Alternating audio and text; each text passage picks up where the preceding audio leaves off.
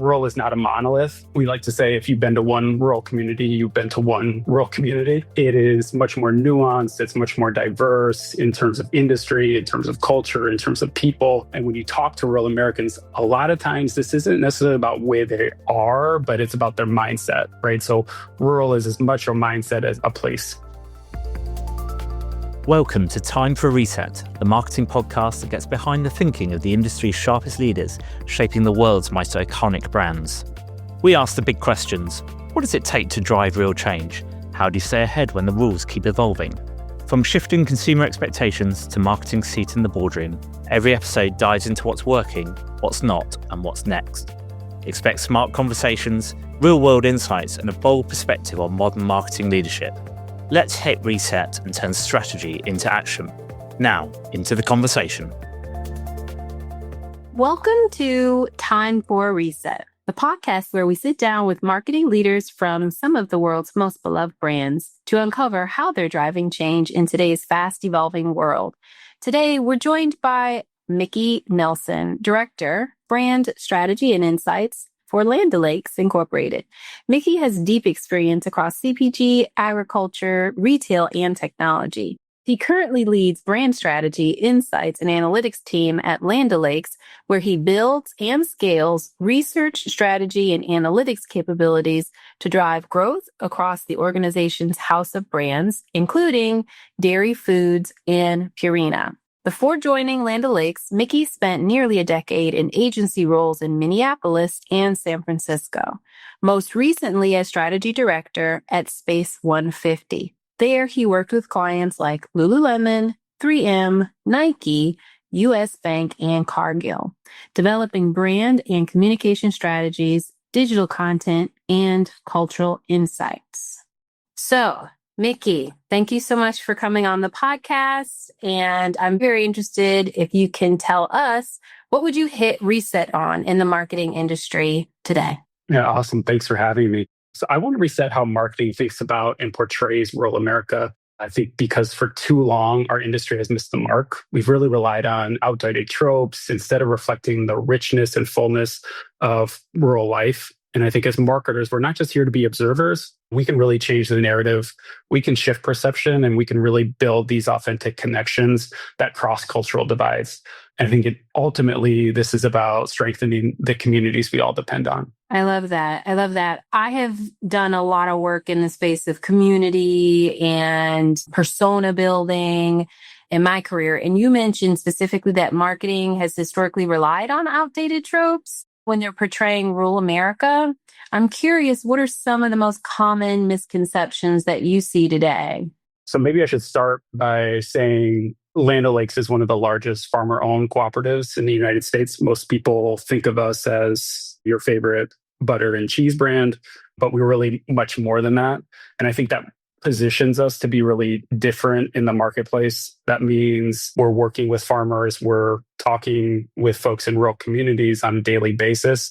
We really try to get to know them and understand them at a really intimate level. And I think what we've seen is, whether that's in research or whether that's in talking to people in rural America, is there's this big gap between their lived experiences and what shows up in marketing, TV, film, media, and broader culture.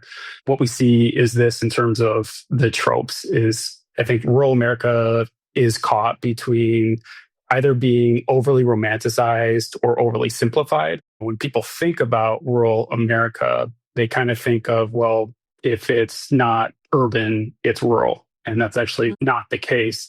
Rural is not a monolith. We like to say if you've been to one rural community, you've been to one rural community. It is much more nuanced. It's much more diverse in terms of industry, in terms of culture, in terms of people. And when you talk to rural Americans, a lot of times this isn't necessarily about where they are, but it's about their mindset, right? So rural is as much a mindset as a place. I think if we looked at visuals, film, a lot of times these communities are flattened, right? So I think people rely on visual shorthand. The red barn, the beautiful landscape, tractors, weather dudes in denim. I think largely this has been a culture that has been flattened and overly simplified.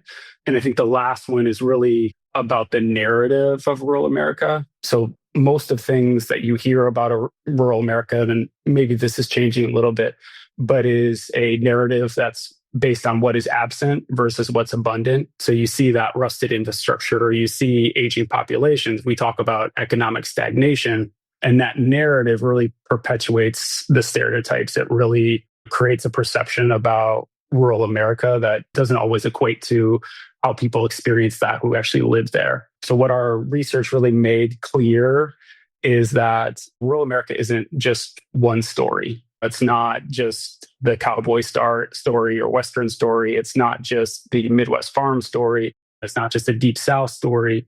It's really a ton of diverse, multi-generational, increasingly multicultural, and really a deeply modern and innovative place. And that story doesn't always come through when we look at pop culture, when we look at film, when we look at marketing especially. And so probably a more accurate portrayal really shows rural people and places as much more vibrant, much more diverse, connected. These aren't just symbols and stereotypes. You think about that red barn or that weathered old white guy. This is a place of modern innovation, and it's not just about landscape. As an industry, this is our opportunity to really tell stories about entrepreneurship, about the care and connection that happens in these communities that really kind of grounds us as Land O'Lakes and how we want to portray them. You offered so many interesting things that I'd love to unpack further. And I find what you say really relevant because I, N of one, I grew up in a very urban environment in Northeast Ohio.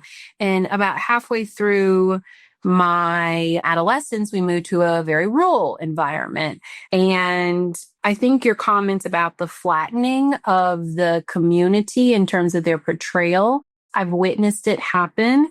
I wonder, what do you think is at one or maybe multiple risks that brands face when they flatten their consumer and put them into maybe less diverse constructs? And how are you with Land O'Lakes mitigating that risk? Yeah, it's a great question. I think rural is not the only audience that gets flattened, right? I think we've all gotten those persona sheets that really feel one-dimensional. But I think the opportunity is when we can get at the nuance, if we can get at more of that richness in the audience, that makes ideas sharper, that makes our competitive edge sharper, that makes the stories we tell that much more resonant and relevant. But that doesn't come without insight. That doesn't come without doing the work and really trying to understand your target or your audience or however way you want to talk about it. If we don't do the understanding, it makes the work that much harder. Right. Are you and your team, from an insights perspective, are you doing anything maybe different than you've done in the past, or maybe novel to how other groups are thinking about activating insights and ideas? And I wonder if there is a specific initiative or example you can share that just kind of illustrates how you and or your team are actively reshaping narratives through the insight work that you talked about previously. Yeah, absolutely. So as I mentioned, I think Land O'Lakes sits at this really unique intersection of agriculture, of rural, as well as our really storied and legacy brands that we have. And that positions us to really think about and challenge how rural America shows up. So I think about one, just our proximity to the audience. I can call someone on the team who lives in rural America and bounce idea off. I can be in a place that I don't know that every industry as it relates to rural America is able to do. But I think it helps our teams and pushes our teams to center our farmer members, our retail members, being a co-op that we represent. And it really changes what we value. And authenticity, transparency, all of those things are just so much more important when you're part of a co-op. One thing we're really focused on right now is this Modern Rural Collective. So we launched the Modern Rural Collective, I think, in earnest last year. And it's really about convening brands, marketers, storytellers, culture shapers to change the narrative around rural America using the insight, not just stereotypes.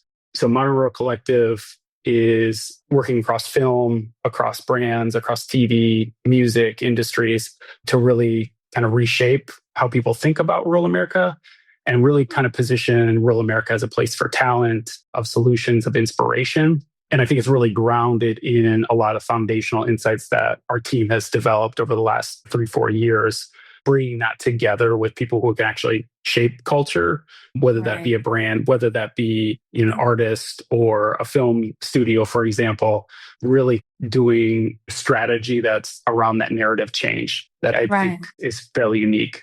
I love that. I haven't heard of a brand doing anything quite exactly like that. And I think it's really commendable.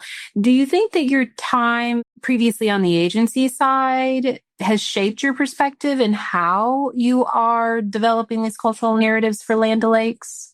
Yeah, I think as a brand strategist, you're always interested in culture and subcultures. You want to bring out that richness in people and in audiences, especially to your earlier question. I think really, especially as we think about the gap between perception and reality, I think that's really where the strategist in me really gets excited. And it's a brief that you would love to get, right? To reframe the narrative of rural America is just such a huge opportunity and such an interesting challenge. So I think about my background, whether you're kind of understanding the run clubs in Los Angeles, whether it's about getting in on Book Talk, whether it's trying to launch a sneaker in the 5 boroughs of New York, and each of them is different. You try to bring out that nuance, you try to bring out that depth in the experience of that audience so you can connect, you can resonate, and you become that much more relevant to your audience. So when I joined Land O'Lakes, we started exploring this data, which I think is I'm really grateful for the opportunity to dig in. And you start to get closer to these communities because I'm like you, I'm a city kid. My grandparents lived in rural America and we would go and you kind of visit and you see that. But until you start really working in it day to day, you can't grasp this. What is a stereotype? What isn't? And you see this big gap between what they live and what's being portrayed. Yeah. And so I think it was an opportunity for us to do the deeper work. And we were able to get into what it was the opportunity to activate on this, both from kind of a impact of what our brand can do, but also, again, going back to our farmer members who we serve, how do we use brand and storytelling? I wonder, as you think about lived experience, but then also insights. And insights is really being transformed in a significant way with AI, artificial intelligence, and as well, some advanced data tools.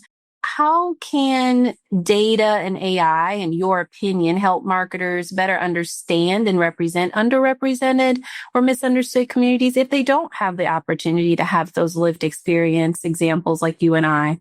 What's funny is that I asked ChatGPT to draw a picture of a farmer. And it's so funny. If you do that right now, what you're going to get is a white guy in overalls in front of a big red barn. And so I think there are opportunities to maybe check AI in some places. One of the aims of this work with MRC, with our work with Getty, is about creating the apparatus or the infrastructure to change that in the future. So that one, we're changing the content, we're changing the data, we're changing the narrative that feeds AI, at the same time changing the perception of rural America more broadly so that when people see that in their Gemini or whatever, they're able to say, yeah, that doesn't make sense, correct it, and kind of recognize the differences and the opportunities to really showcase what we see in those models and in that data much more differently. I love that. Feeding the machine more diverse. Yeah. Exactly. Diverse perspectives. And the house that my parents bought when I was in my adolescence, it also has a barn. It is not red, but it has a barn. And my mother standing in front of that barn would not be synonymous with the depiction that AI or ChatGPT gave you. So absolutely. Ensuring that the representation, the fullness of rural America isn't flattened into that caricature, which is unfortunately where AI is at, I think is a novel attempt that you guys are going after.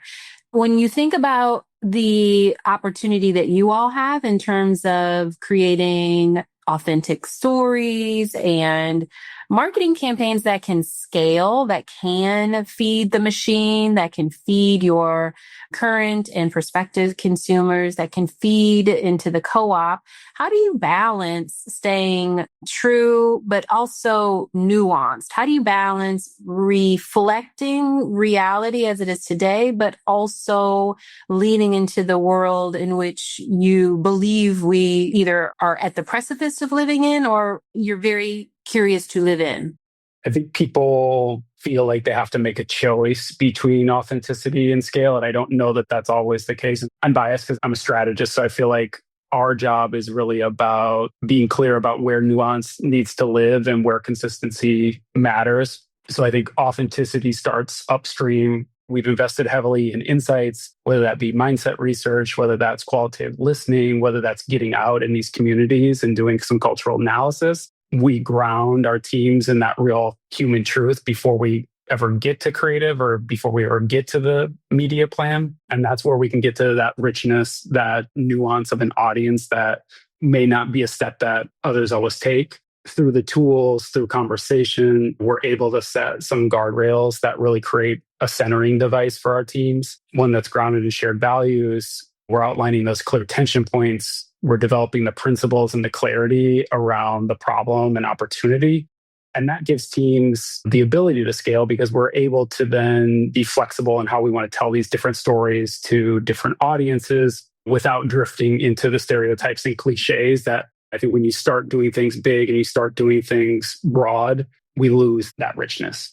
Yeah, I have my own experiences with doing things big and broad, and it can go awry because you're trying to deliver something at scale, but to diverse audiences. And sometimes there's like an inside language being spoken that everyone in that audience doesn't understand.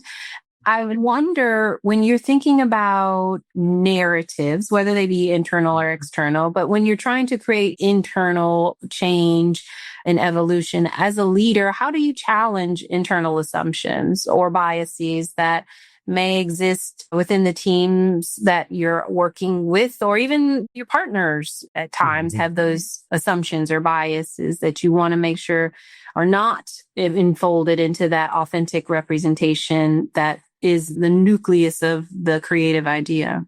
Yeah, totally. I think for us, we're such a unique company in that our employee base is really diverse in terms of urban and rural. Like I said before, I work with folks who live in middle of nowhere, Kansas. Our agency teams might be in LA.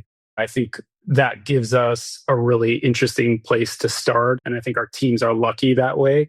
But when it comes to partners, to your point, whether that be an agency team or research partners, they don't always have that luxury. And so to me, some of the work that we do and need to do ongoing is about making those assumptions visible. So through this work, how we bring our teams and our agency teams together so we're not operating off these shortcuts and simplifications that can drown out the insight, but really focusing on what rural looks like, what it's for, and what's going to work. And insight plays a critical role there. As much as we can, we want to connect folks to real voices. These are oftentimes just a connection with our members, whether it's a dairy member or whether it's one of our ag retailers, to get a better sense of that lived experience. And that's really a starting point so that folks aren't defaulting to that caricature, like you said. Secondly, I think we really try to build those guardrails. We're really trying to build tools into this system. One learning we had from MRC early on is we had this big ambition to bring brands and companies together to change this narrative, but we found that we really needed to give folks tools. So through work with Getty and doing this repicturing rural work, through working with Imagine Entertainment and developing some storytelling tools, really trying to amplify this work and give people the tools to do it themselves so that we can scale it in a way that's meaningful. We can create the cultural change we need, but it's got to be baked in. It can't just be you try to brief an agency or try to brief a partner one off, because I just don't know that always pays off. Right. I love what you were talking about in terms of addressing the challenge by incorporating real voices into the conversation. I think that really does help with the authenticity. And I love the work that you guys are doing on the additional guardrails and tools that you're empowering the team to have. You mentioned Repicturing America work. Is that a specific initiative? Are there outcomes for that work? Can you talk a little bit more about what that is or help us create a picture in our minds for what repicturing rural America looks like? Yeah, absolutely. So we partner with Getty Images. One thing that has come through is the visual representation, and the tools that marketers have don't always show the real world. So we partner with Getty to really look at and use their visual GPS research to look at their vast library of images and understand where there are gaps in rural representation. This was a first of its kind research project with Getty, and it was really surprising what we found. Largely, rural America is absent. I think only about 5% of their entire library was set in rural America. When we think about things like youth in rural America, so Gen Z, teenagers, these folks were not shown with phones. They weren't with their friends. Largely, if you saw a young person in rural America, they were with their family or they were like sitting alone on a fence somewhere.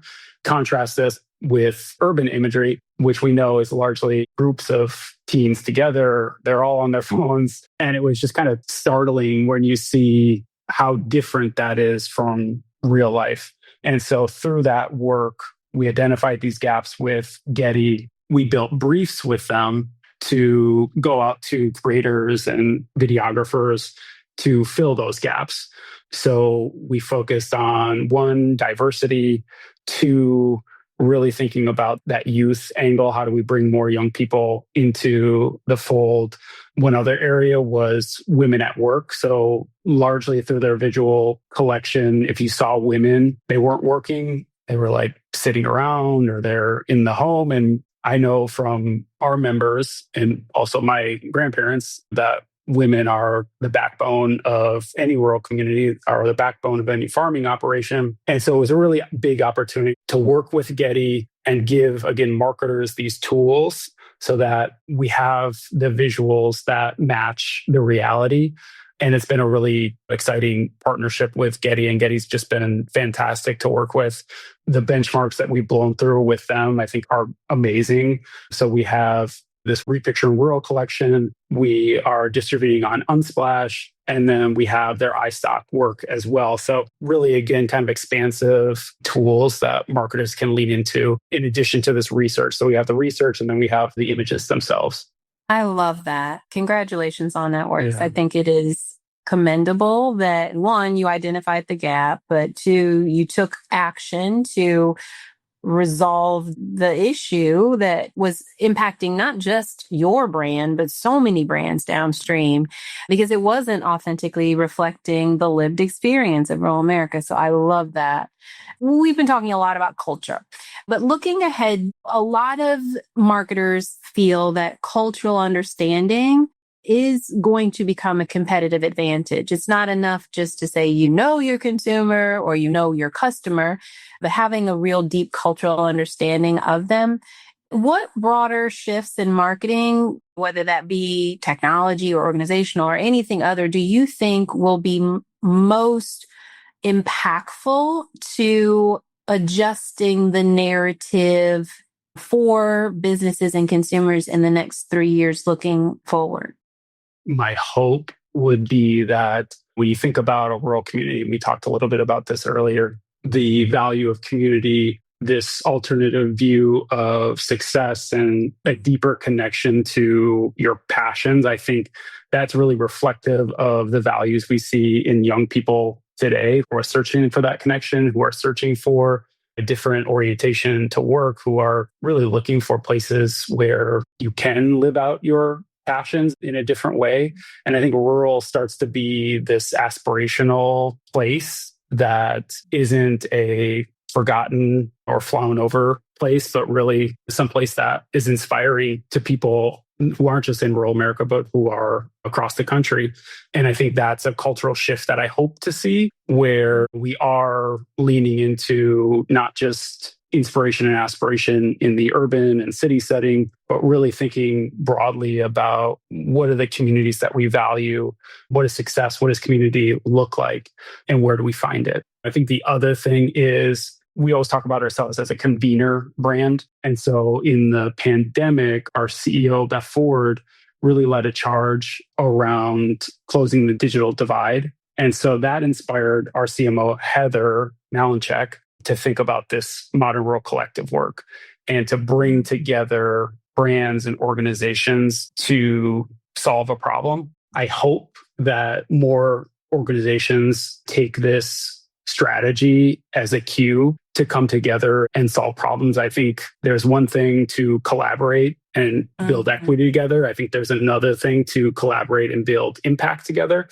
And I would like to see more organizations think about being a convener, thinking about being more cooperative in their mindset. I love that. How can you build impact? Do you think that that pertains to just brands, or when you think about what's important for the next generation of senior marketers, what comes to mind to you in terms of what they should be focusing on? Do you also think they should be focusing on building impact, or are there other capabilities they should be developing? I like to think that marketing is more than just selling products. It can be about impact, but I'm not that idealistic that selling products doesn't matter. I do think thinking differently about ways that we can go to market, whether that be through narrative strategy, whether that be through culture shaping work, and the cultural fluency you were talking about earlier is a skill that is certainly a need in marketing. And I think a growing skill set that folks don't always have. How do you not just activate in culture, but work to change a narrative or shape culture are very different muscles. And I see a lot of brands activating in culture. I see fewer brands able to really change the narrative. And I think that's so important as we think about AI, as we think about what's getting pulled into models and into data. If you need to change perception, it might look different in the future than it does today. Are there specific skills that you think marketers can develop to help them be better at culture shaping? Because I agree with you. I wonder, though, what are some of the first or any steps that a marketer might take in order to bolster their capabilities to be able to shape culture? I mean, it's a great question. I don't know if I have a perfect answer, but I would say through the work with MRC, we're focused on one, building those tools, right? How do you build the infrastructure for change? Two, how do you bring, whether it's Getty or whether it's Imagine Entertainment, whether it's our partners at UTA Heartland, how are you bringing together the right roster of talent to solve some of these issues? I think is super important. Knowing that one brand probably can't do it on its own. How do you create the collective, as it were? And then I think the third piece is, I think, really being centered on what's true to you as an organization. I think purpose is one thing. I think that idea of authenticity might be different. And so how do we stay true? In our case, how do we stay true to our members and the communities that they live in and what's important to them as a centering point, and then build from there, as opposed to a one-off pulling something together that doesn't necessarily align with who you are as an organization. We have a tradition of asking all of our guests, for the benefit of our listeners, if they can demonstrate a little bit of vulnerability for a moment and share maybe one or more, if you have top of mind, the thing that you're working on yourself personally to improve so that you can be a better marketer. Yeah, that's a great question. So I don't know if this is being a manager or senior leader at an organization. I don't know if this is therapy, but I do find myself really focusing on identifying metacognition, right? Identifying the emotion I'm having in a moment before I act, and kind of interrogating that and taking that step, because we live in a very anxious, kind of fragile time. And so being in touch with what you're feeling and why versus reacting, I think is something I've really been working on. I think every marketer could take that advice and apply it. I love that you're recognizing the benefit of that. I love that you suggest other marketers connect with their feelings and use that as fuel to put them into a better headspace. So thank you so much, Mickey, for chatting with me today. I really enjoyed our conversation. I have a full page of notes forward and back that I took throughout our conversation. I think a lot of our listeners will appreciate. So thank you so much and have a great rest of your day. You too. Thanks. Thanks for listening to Time for a Reset. If you got something out of today's episode, share it with a colleague or drop us a review. For more sharp thinking and practical tools to help you lead modern marketing, follow us wherever you get your podcasts. Until next time, hit the reset button and get change over the line.